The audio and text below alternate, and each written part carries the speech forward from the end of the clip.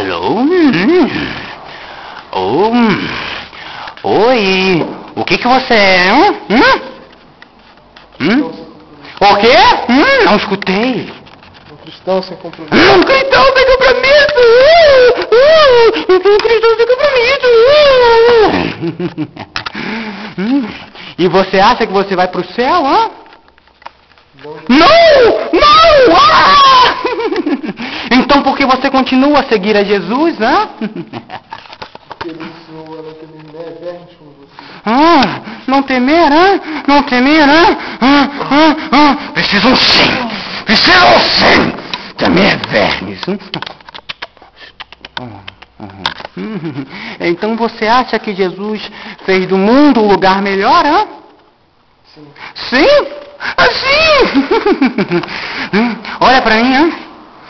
Olha pra mim! Estão vendo isso? É a loucura em que Jesus transformou o mundo. Se vocês querem uma paz no mundo, vão ter que se curvar a mim. Enquanto isso não acontece, pessoas vão morrer comigo. Começa agora. Eu sou um ser de palavra. Eu sei fazer isso.